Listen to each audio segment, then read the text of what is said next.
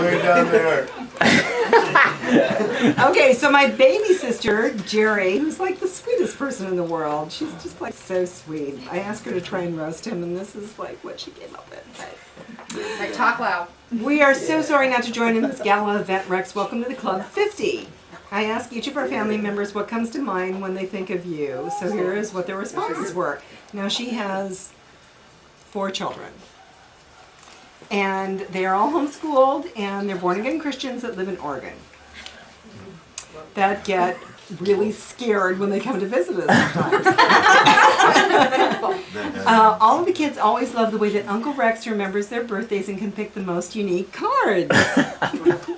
As soon as the boys hit their teen years, they were receiving cards with girls in bikinis. Way to go, Rex! Nathaniel, of course, thought of your awesome drumming. He also mentioned some funny drumming thing you do with your fingers when listening to music. Daniel commented on your cool facial hair. Maybe blondes don't have more fun. Alas, the girls, like all Kenny women, both commented on your great cooking. We do laugh, especially when the time Melody came down and it was close to your Christmas open house. You invited her for lunch, and I was so excited to hear what gourmet meal you prepared for her. Well, things were pretty crazy around there, and I guess what ended up on the menu was boxed macaroni and cheese. This is funny for them. Art will always think of you when he watches the Rams, as Kate calls them, the beloved Rams. He also remembers us going all over to antique stores to find you some old beer cans. I love the challenge of actually engaging you in a phone conversation instead of a grunt and passing the phone to Kate. If you've ever called here, he's always like, it's for you. Just kidding, sort of.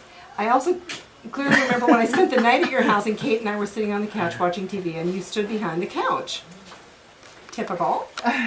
I was terribly worried that I was in your spot, and Kate whispered that you preferred to stand. I didn't question any further, thinking you might have a massive case of hemorrhoids.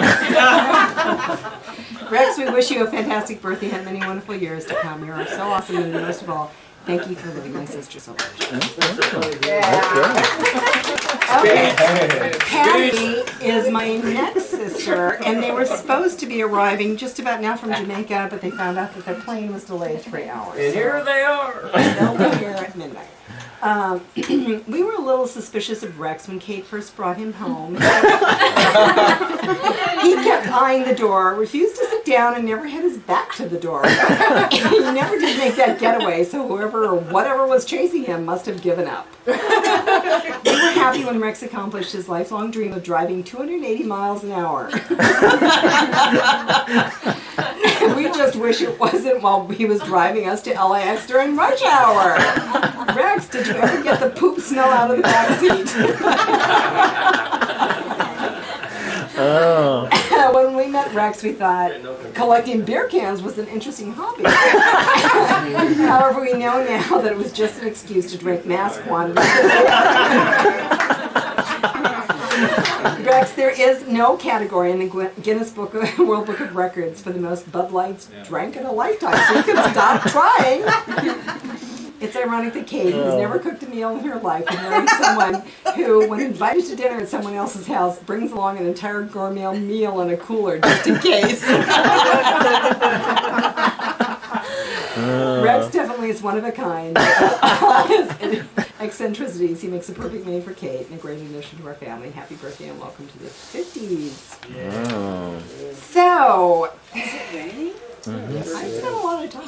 No, it's raining. Rex has been asking to be roasted for years, and I hope we've got some people here today who are ready to give it to him. I think. When I started thinking about what my personal picks would be, snoring was the first thing that came to mind. However, doing a joke search on the internet, I found that all roads led to a story that's not family friendly, involving a veterinarian and red and blue ribbons. If you're interested, I promise it's an easy Google. Next, I tried to research speeding drivers and did find one funny contribution from the UK, but it's a little long. If you want to hear that one, talk to me later. Next, I investigated Portuguese sayings and found a landmine of material. It was a great surprise to learn that many homilies that are so frequently spoken in our country originated in the land of Rex Scott. Craig's, and now Eric's What land is Greg ancestors. from? Porgy. For instance, good things come in small packages. Like father likes that. Nothing personal. I bet I have a large joke. Gotcha on that one! That was really low, Kate. That's where it usually hangs. My father like son. Mad as a wet hen. Or drummer earlier today. Don't let the cat out of the bag. Money is the root of all evil. A little knowledge is a dangerous thing. Third time is charm. Familiarity breeds contempt. Then there were some that I found to be somewhat alternative. Close your mouth and you'll catch no flies. Don't be a baker if your head is made of butter. I meant to cross myself and put out one of my eyes. That sounds familiar to you? I know exactly. Under a shabby cloak may be a smart drinker. The headache is mine and the cows are ours. Never mention rope in the house of a man who has been hanged. Some sayings that I thought these were very funny. All right, let's move on. Okay. Some sayings I found on another search seemed appropriate and profound enough to include with a tribute. Churchill said, "I'm easily satisfied with the very best." And Tolstoy added, "If you want to be happy, be." Robert Brault, a name that's new to me, contributed, "Enjoy the little things, for one day you may look back and realize they were the big things." The wildly quoted unknown said, "A truly happy person is one who can enjoy the scenery while on detour, as well as for every minute you are angry, you lose 67 seconds of happiness." Perhaps it was after a few drinks when the wisdom disintegrated into "Prejudiced people are all alike." They say if it's not as bad as they say it is. And I'm not going to say "I told you so," which sounds like Yes, I will. Then to the aging jokes. Some then and now for baby boomers. Then it was long hair, now it's longing for hair. Then it was keg, now it's EKG. Then it was acid rock, now it's acid reflux. Still acid rock, yeah. Then it was growing pot, now it's growing a pot. I do Then- both. Then trying to look like Brando or Taylor, now trying not to look like Brando or Taylor. Then popping pills and smoking joints, now popping joints. Then worrying that no one will come to your party, now worrying that no one will come to your funeral. You know you're getting past your prime when you start getting air guitar elbow. Your guitar elbow. So if you'll bear with me, I found something that I thought to be very special. That's another page, but I'll just read this. From Garson Keller. The guy- Garrison Keeler. Garrison Keeler, thank you, from the audience, or the kitchen people, I think. When you hit 50, you have to stop complaining about getting old. The strangeness of it, the fascination, the horror, etc., etc. That was okay in your 30s and 40s, but now that you're old, it's time to shut up on the subject. You shouldn't complain about aging for the simple reason that nobody gives a hoot. If you were to pay people to care, they might care a little bit for an hour or two, but you don't. You didn't, and they don't. So learn to be cheerful about it. When people ask you how you are, tell them absolutely great, never better. By 50, everyone can stand to lose 20 pounds, so do it. The simplest way is to adopt a new philosophy of eating, which is revolutionary in America, but which is essential for an older person. Eat to satisfy hunger. If you're not hungry, don't eat. Stop eating when your hunger is satisfied. Except on Sunday, or whichever day is your feast day. As you get older, you metabolize things differently. And now you can sustain yourself quite well on 1 meal per day and 2 snacks, so that's what you do. 50 is a time to take a long, hard look in the mirror, especially for the aging bohemian. A young person is allowed to dress up as desperado, punk princess, noir poet, or frontiersman, but by age 50 you've wised up. You've seen how ratty those old ponytails can look. What was revolutionary at 21 can be rather stringy and pitiful at 50. What works for Willie Nelson doesn't necessarily work for you. Put the past behind Didn't you. work for Willie. This is even easier to do at my age. Garrison, 63, but you can start at 50. Make a pile of your regrets and put a match to them and let them blow away. The lost loves, the estranged friends, the botched education, the unwritten novel, the neglected guitar, the ruinous investments, the dear friend who committed suicide. The opportunities that sailed away without you. Put that knapsack full of rocks on the ground and walk away and find something in the here and now that absorbs you and take up with that. A garden, a grandchild, a choir, yoga, knitting, amassing a collection of porcelain pigs, political agitation, learning the drop thumb style of banjo. Start telling the truth. Do it in small doses at first and then gradually build up to 1 out of 3. A decent batting average. When you're young, you're scared and you try to wend your way through the trees and not get shot at. You're trying to stay on the warm side of the various big cheeses in your life. You're wanting to be the good guy who everybody loves, not the jerk with the big mouth. But when you hit 50, you're entering a new passage of life in which you can say what you really think. You can also dare to express simple preferences. Do you want to go over to the Swansons for dinner? No, I don't. Why not? I thought you liked them. They complain constantly about aging and I'm tired of looking at his hair. Oh, okay. What would you rather do? Lie on a bed with you and talk and drink a little wine and listen to Frank Sinatra with the lights out? Oh, okay. 50 is an excellent age for reform of all sorts. You have enough experience and good judgment to know something about yourself and you can see the end of your life from here. And so, gauging your desires and your strength, you adjust and straighten and balance and alter what needs altering and press on. It's a time of marvels on every hand, great richness, emotional clarity, and a great sweetness. 60 is even better, but don't hurry. And so the last thing I want to say is aging is not for sissies.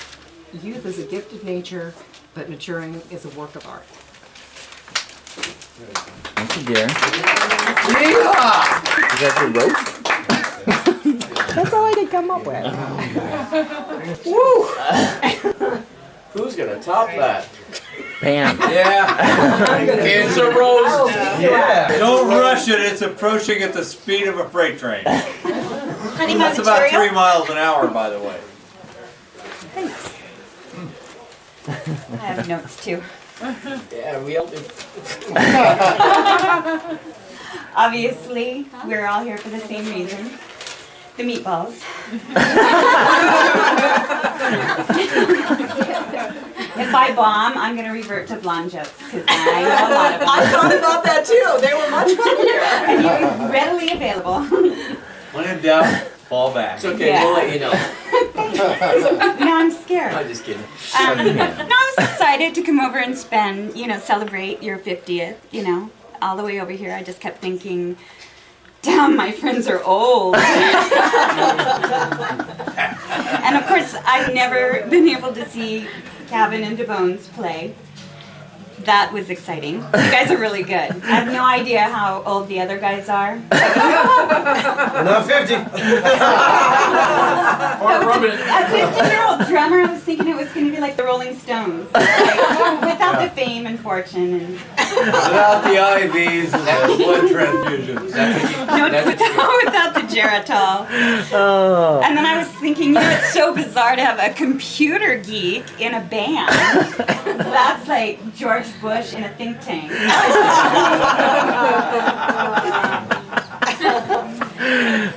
Pretty good. Okay, so far. I hear your blonde jokes. Good. That alone was worth applause. Well, thank you. I'll just stop here. No, I realized Rex had a really great keep going sense of till you fall humor. in the face. Rex had a really great sense of humor when he showed up at the hospital we both worked at on Halloween as duct tape man. Covered from head to toe. Seriously, from head to toe in silver That duct was tape. funny. It was absolutely hysterical. I thought he probably like owned stock in duct tape or something, and then I realized it's probably his cheap way of removing unwanted body hair.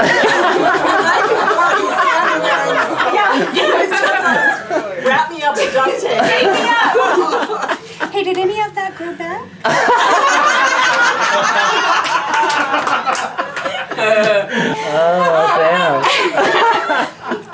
I heard if you put a drumstick on your dashboard, you get handicap parking.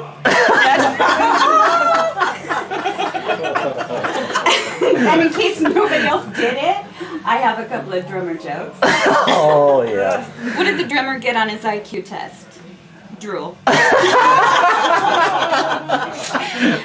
many drummers does it take to change a light bulb? None. They have machines for that. What's the difference between a vacuum cleaner and a drummer? You have to plug one in before it sucks. So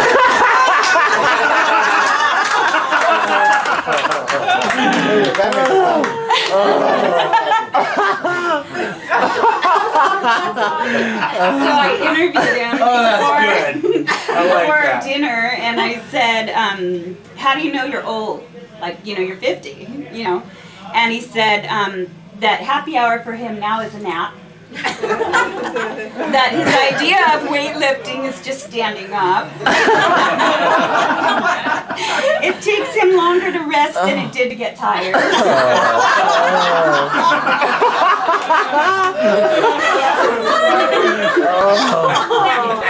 And everything that hurts, oh no, he said everything hurts and what doesn't hurt doesn't work.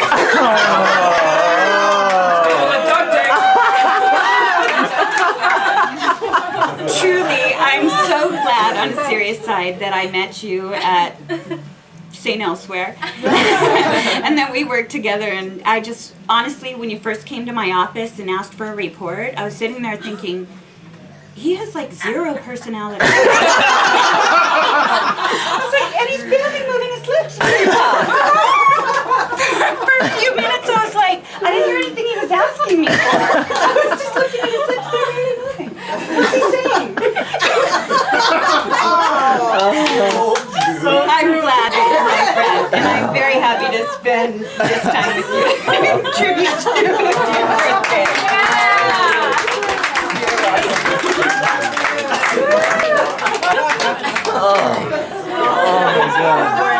I'm gonna have to take over from you. Oh, no. It's not nearly as good, but it's short. So if I suck, you just pull the hook. That was pretty good. I can't snap to that, but that last joke kind of cued me. All right. You gotta take that thing off your head. This is the first joke.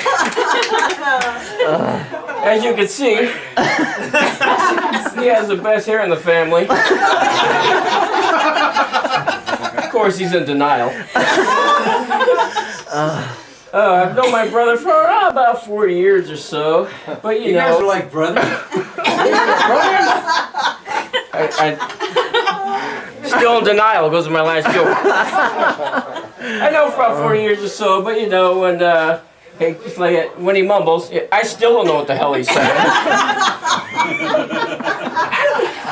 My brother Rex, he drives the quality cars. He's the only one I know who's driving the car from the late 80s. Just loves that oxidation. I think he wants to be buried in that thing. And my brother, he wears the way he wears his pants sometimes. I'm afraid if he tightens his belt, he'll choke himself to death. That's pretty good.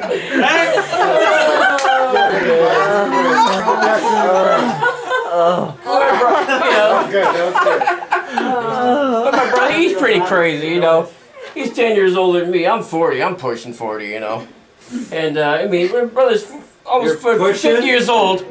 And he tells me, hey, calls me on the phone. Hey, I'm getting the band back together.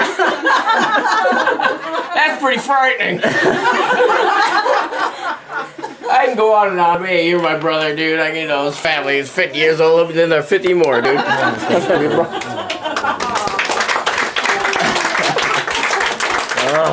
Of course, I'll drink to that. Yeah. I'm empty. Oh, thank you very much, everybody. I feel like Rodney Dangerfield. You know, it's-